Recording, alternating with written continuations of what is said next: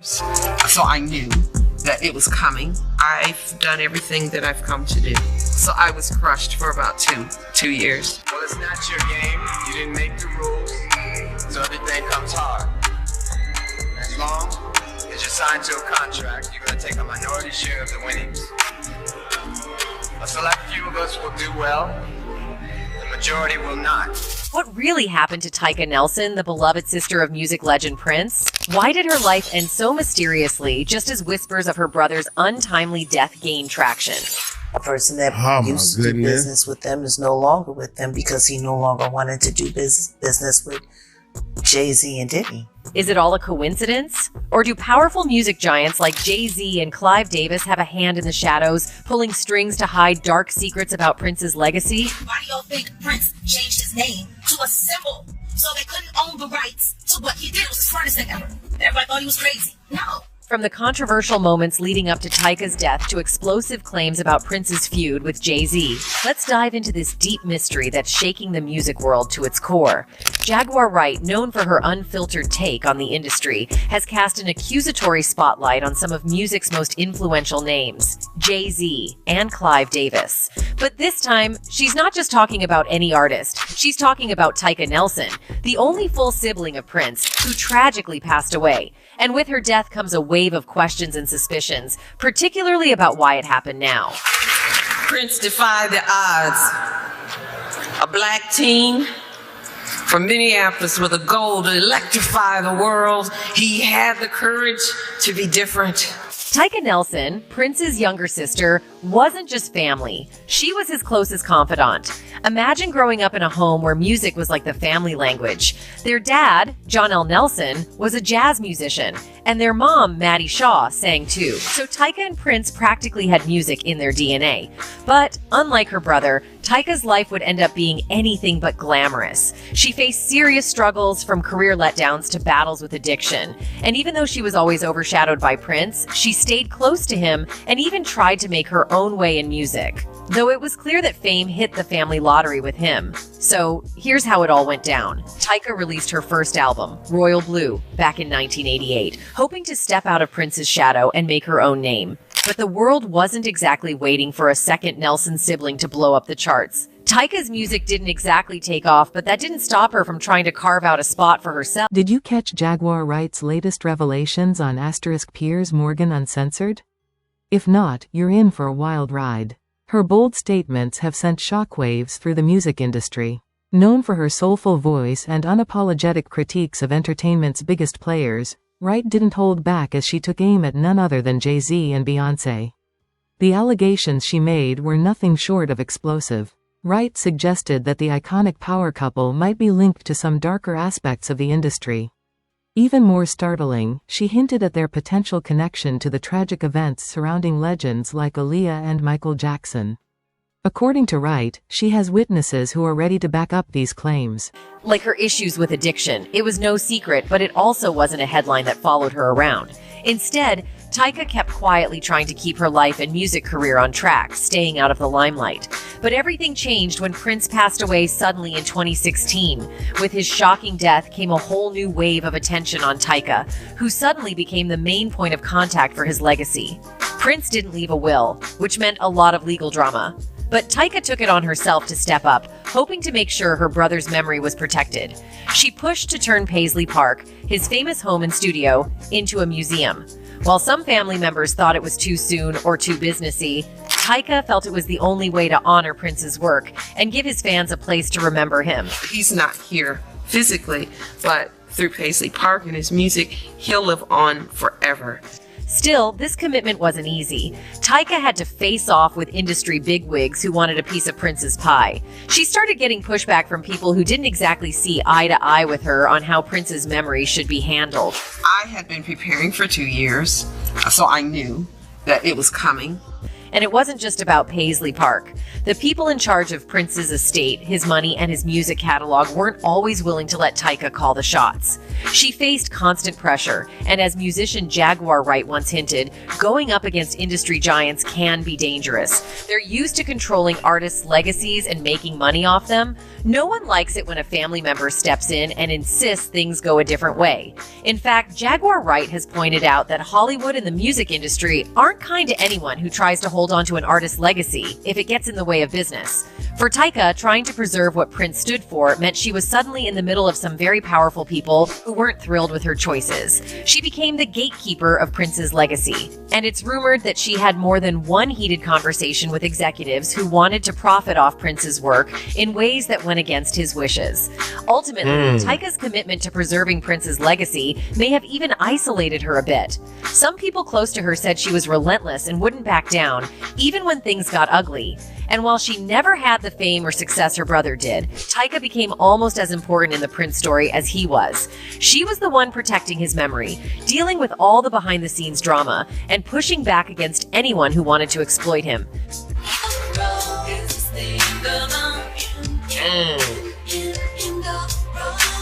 It wasn't an easy job. In fact, it was more like an uphill battle. Family disagreements, industry giants pushing her around, and media scrutiny. Let's break down this bombshell. Jaguar Wright didn't hold back in her criticism, branding Jay-Z a monster, and even drawing comparisons between him and Diddy, who is currently facing serious legal troubles. According to Wright, the stories she's been hearing from her sources about Jay-Z are just as disturbing as the allegations surrounding Diddy. Were there, and he was not there at the houses. And he was That was quiet. the worst part of that. And to see his sons being How hacked. do you force your kids to do your perp walk? That was the worst part, and all I could think about was Kim and Misa. The girls. Just her son. He left their son to be walked out backwards on camera for the world to see. Thank God Kimura got the girls. Misa's son. Misa and Wolf's son. Man, And Quincy's missing. Quincy's missing. Oh. And lastly, After he was questioned by the feds. after. I wouldn't be surprised if he was in witness protection right now. Which means his father ain't never gonna see him again. Have we seen the last, or is this just the beginning of that saga? It's just getting started.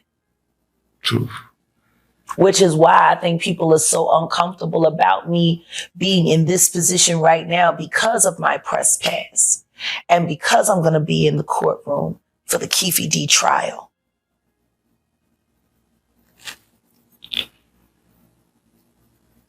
If we get to the bottom of Tupac's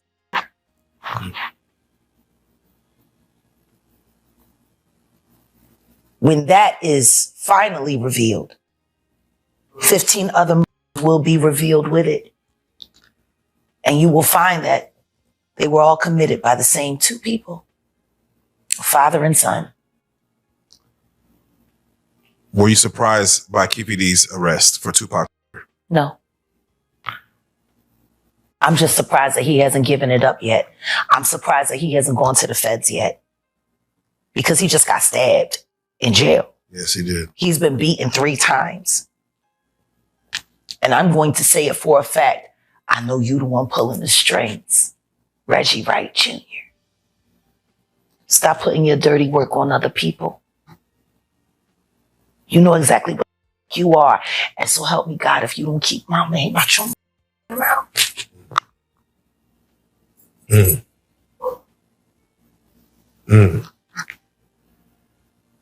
She also took aim at Jay-Z's silence regarding Diddy's situation, accusing him of being the type to stir up chaos and then step back while others handle the fallout. Her words paint a chilling picture, and if true, they cast a harsh light on some of the most powerful figures in the music industry. You talk about Bad Boy. You speak on Heavy D. You speak on Albie Shore. Yeah. And you say, like, look who's standing. And now I'll be sure is now he's being cryptic, not too cryptic, but he's very cryptic. He's very cryptic, but he's speaking louder than he's ever spoken before. Ever. And the reason why he's cryptic is for the sake of his son. Imagine having an enemy that has a position of influence in your child's life and knowing that that person sends you notes and messages every now and then. If you don't do this, if you don't do that, that boy is allegedly. Imagine that. Imagine your baby mama is telling you that if you don't do what he wants you to do, he's going to have a child. And you know he's capable of it. Allegedly. Story in the Bible. 2 women had 2 babies. One woman went to sleep, rolled over on her baby. The other woman's baby was just fine. The woman whose baby, she got up, she went and stole the baby from her roommate. Then they fought over who the mother was. They went before the king, King Solomon. He heard both sides of the story and said, give me a knife. Give me a sword. He got the sword and he was like, I'm going to cut the baby in half and each of you can have a piece and then we'll be done with it. It was the real mother that said, don't harm that baby. She can have him. Wow. Why is nobody willing to accept, as monstrous as people are finding out that Diddy is now, that he wouldn't be willing to split Quincy in half? Because he would. Yeah, he said some years ago, like during a TV show, that he would like harm his own mother to get what he wanted, or something along those lines. So, well, I don't blame him for wanting to harm that. She's his victimizer and his pimp. She is first pimp. Okay. You know, your Bible story, I have to just sidetrack real quick and ask you this question, or get your thoughts on it. There's a man who recently married conjoined twins, and he's only marrying one of them. The tension escalates even further as Wright claims she has witnesses ready to testify against Jay-Z. While she didn't disclose any names or evidence, her words imply that these are not minor accusations. If proven true, they could completely shatter the carefully crafted image that Jay-Z and Beyoncé have built over the years. Okay. Where all the freak-off alleged participants was there. You know what I'm saying? All the alleged undercover home niggas and women were there. You know what I'm saying? So he felt at home to make that move. Do you feel like Ja Rule was part of that? Do you know personally know Ja Rule? Yeah, I know Ja. Do you feel like he on that type of time? I never seen him do anything for me to say that he's on that type of time. Okay, gotcha. Yeah, Ja Rule seemed cool, man. I had him on the show and all that, man. But when that news came out, I'm like, damn, bro. I hope the homie ain't switch sides on us or nothing. Well, what news? What's that? What news are you referring to? Well, basically, those claims that Gene Deal put out there, man, about them being in the room together. Oh, come on, when Gene Deal was guarding the freak door. Exactly. And Ja cousin tried to come and go in, and he's like, "Nah, nigga, it's the freak door. You can't go in." You heard it's some real freaky shit going on there. But just because Ja Diddy. Because I think they said Ja Diddy and 2 chicks was in the room. You know what I'm saying? So that they could have just been, I don't know what they could have been doing, but he didn't insinuate that Diddy and Ja was doing anything. He kind of made it seem like they was in there popping off with some chicks. Okay. So I'm not going to try to throw Ja in that mix. Now, if it was all niggas in there, then you know what I'm saying? But for me, I'm going to give Ja the benefit of the doubt because he said it was, they asked him. I think he named who was in there. but I just can't remember. But I know it was like 2 women. It wasn't a bunch of dudes. Like the part that's a lot of people are leaving out, that it was 2 women in there. It wasn't just them 2 in there, you know.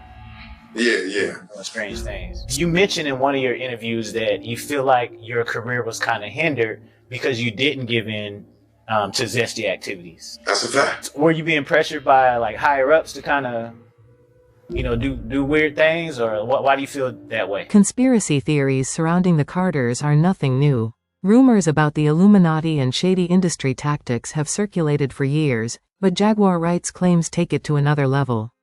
She hints at something much darker than just power plays or backstage drama.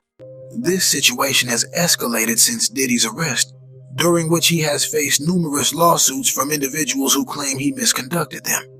As these legal battles unfold, troubling allegations have surfaced, indicating that his well-known friends may have been aware of Diddy's actions, often referred to as his freak-offs.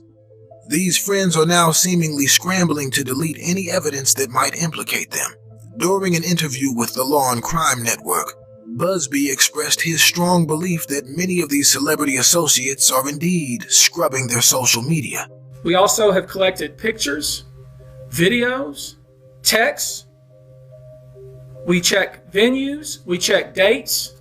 We want to corroborate that the claims being made have legitimacy and merit. He noted that they might be searching through their memories and deleting texts, photos, and any other information that could connect them to Diddy's legal issues. Busby stated, "I have no doubt that there are people right now who know that they were somehow involved in this." He warned that although this process of uncovering the truth will take time, they are just beginning to scratch the surface of the situation. Busby highlighted the difficulties victims face when coming forward about their experiences. He emphasized the importance of resolving these matters without public lawsuits, as it is often in the best interest of the victims. If you're out there and you have been victimized, you are not alone. There is a great strength in numbers. You can seek redress. You can obtain justice. We can help you, and we will help you. To that end, Busby has already managed to settle cases with several individuals, many of whom are known figures in the entertainment industry. He also made a public appeal for other victims of Diddy